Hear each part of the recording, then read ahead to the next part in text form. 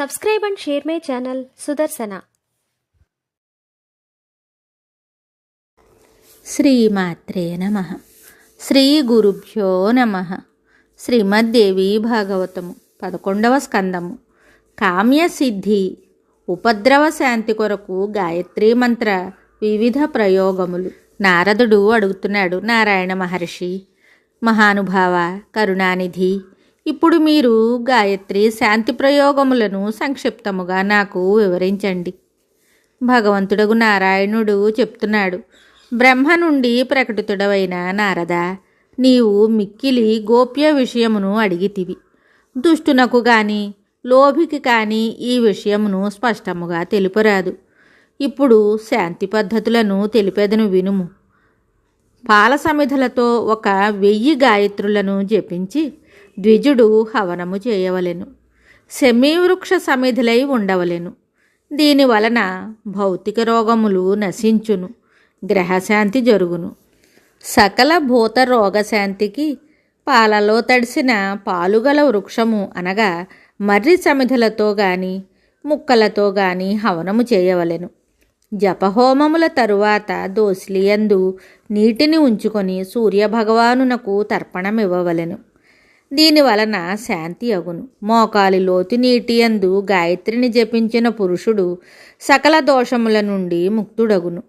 కంఠము వరకు నీటియందు మునిగి జపము చేసినచో ప్రాణాంతక భయము తొలగిపోవును.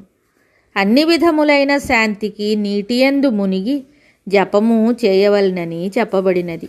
ఇప్పుడు 2వ ప్రయోగమును చెప్పేదను. బంగారము, వెండి, రాగి, మట్టి లేక పాలుగల కర్రపాత్రయందు పంచగవ్యమును ఉంచవలెను.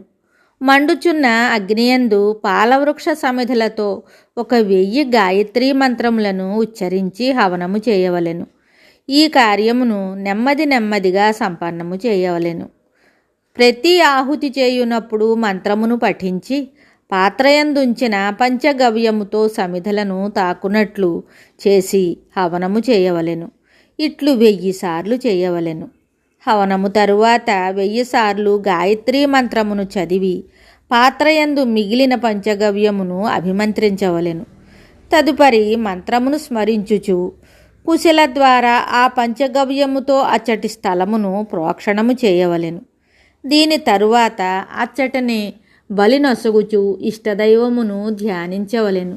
దీని వలన అభిచార ప్రయోగముల వలన కలిగిన కృత్య నశించును, పాపములు పటాపంచలగును. ఇట్లు చేసిన వానికి దేవతలు, భూతపిశాచములు వశమగుదురు.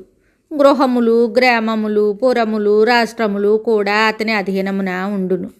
భూమి మీద చతురస్ర మండలమును లిఖించి గాయత్రీ మంత్రమును చదివి దాని మీద త్రిశూలమును అలంకరించి ఉంచవలెను. దీనివలన పురుషుడు పిశాచి దాడి నుండి రక్షింపబడును. లేక అన్ని విధములైన శాంతులకు మునుపు చెప్పిన కర్మతోనే 1000 గాయత్రీ మంత్రముల చేత త్రిశూలమును అభిమంత్రించి నేలలో పాతవలెను. బంగారుతో కానీ వెండితో కానీ లేక రాగి లేక మట్టితో కానీ ఒక క్రొత్త దివ్య కలశమును స్థాపించవలెను. ఆ కలశమునందు రంధ్రములు ఉండకూడదు. దానిని వస్త్రముతో చుట్టి ఉంచవలెను. ఇసుకతో నిర్మించబడిన వేదిక మీద దానిని స్థాపించవలెను. మంత్రమును తెలిసిన పురుషుడు జలముతో ఆ కలశమును నింపవలెను. శ్రేష్ఠుడైన ద్విజుడు 4 వైపులా తీర్థములను ఆ కలశమునందు ఆవాహనము చేయవలెను.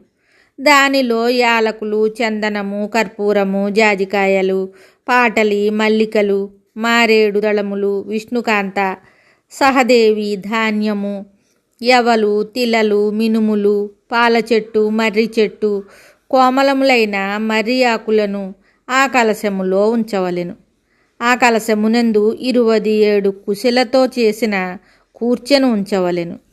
ఈ విధులనన్నింటినీ సక్రమముగా నిర్వహించి స్నానమొనరించి పవిత్రుడై జితేంద్రియుడు, బుద్ధిమంతుడైన బ్రాహ్మణుడు 1000 గాయత్రీ మంత్రములతో ఆ కలశమును అభిమంత్రించవలెను. వేదజ్ఞులైన బ్రాహ్మణులు నలువైపులా కూర్చుని సూర్యాది దేవతా మంత్రములను పఠించవలెను. దానికి తోడు ఈ అభిమంత్రించిన జలముతో ప్రోక్షణము, పానము, అభిషేకము చేయవలెను. ఈ విధానమును సంపన్నమునరించిన పురుషుడు భౌతిక రోగములు అభిచార దోషముల నుండి ముక్తుడై పరమసుఖమును పొందును. ఈ అభిషేక ప్రభావమున మృత్యుముఖము నుండి కూడా మానవుడు బయటకు వచ్చును. దీర్ఘకాలము వరకు జీవించి ఉండవలనని కోరు నరేశుని ఇట్టి అనుష్ఠానము చేయుటకు విద్వాంసుడు తప్పక ప్రేరేపించవలెను. మునీంద్ర, అభిషేకము సమాప్తమగుటతోడనే ఋత్విజులకు దక్షిణగా 100 గోవులనివ్వవలెను.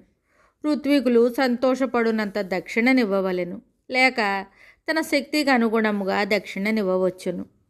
ద్విజుడు శనివారం నాడు మరి వృక్షము క్రింద 100 సార్లు గాయత్రిని జపించవలెను. దీనివలన అతడు భౌతిక రోగముల నుండి అభిచారజనిత మహాభయము నుండి ముక్తుడగును.